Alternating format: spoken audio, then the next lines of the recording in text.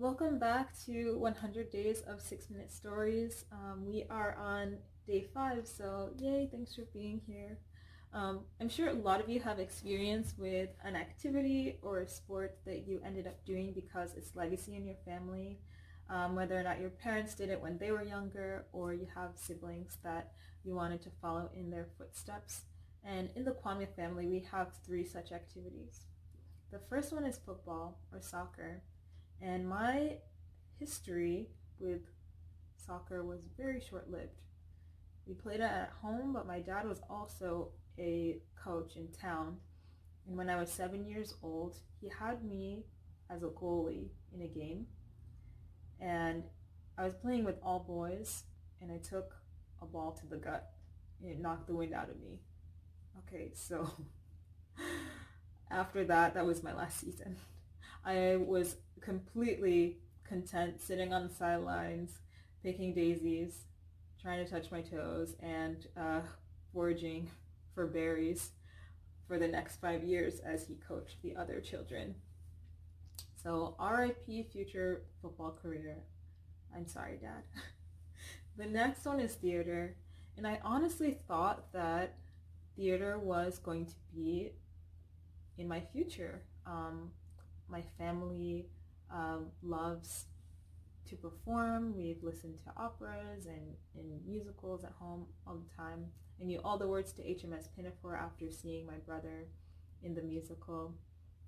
And it wasn't until junior high when a really foolish middle school director told me that I had a good voice, but there's always a but.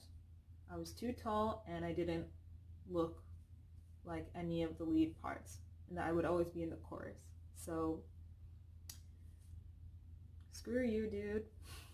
That was the reason why I decided to not do theater anymore, and I just played in the pits from then on as a violinist.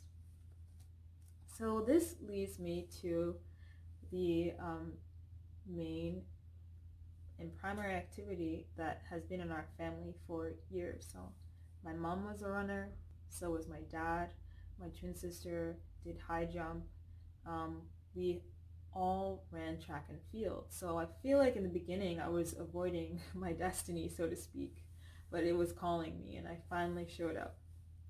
So in middle school I ran sprints. My older sister was one of the fastest girls in high school, so she often helped me learn different track events. But I really was fascinated with my brother. So he originally didn't have that natural talent that my older sister, with her extremely long legs, had. It seemed like she was able to do anything without trying.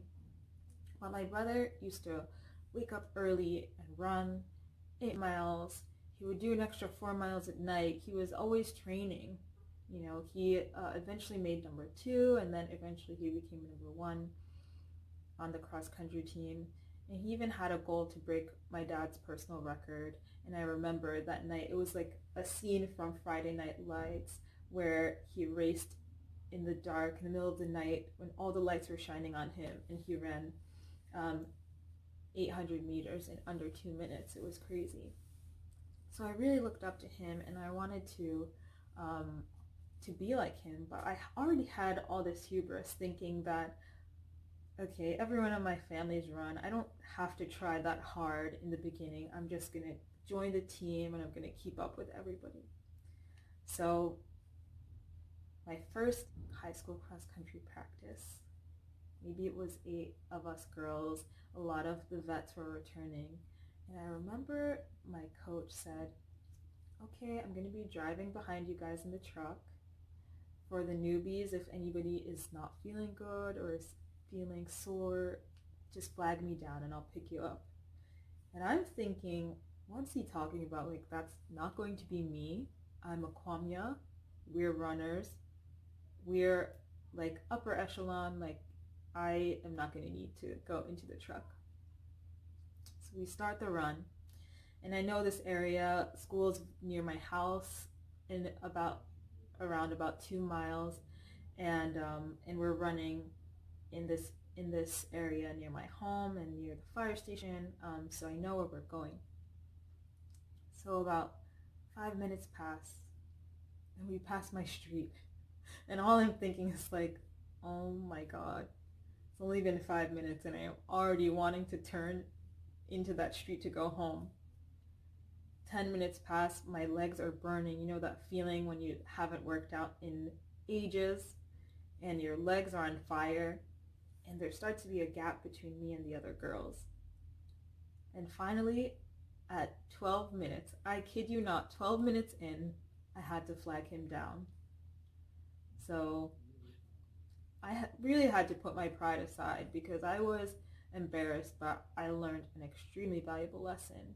And it's the reason why I love track and field and cross country so much. It isn't always about talent. A lot of times someone who really cannot move for 2 minutes ends up being one of the best individuals because they train. It's about grit. It's about determination.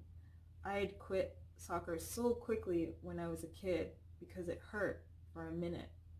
But here I was in cross country, wanting to work my best every day through the pain because I never wanted to have to get back in that truck again.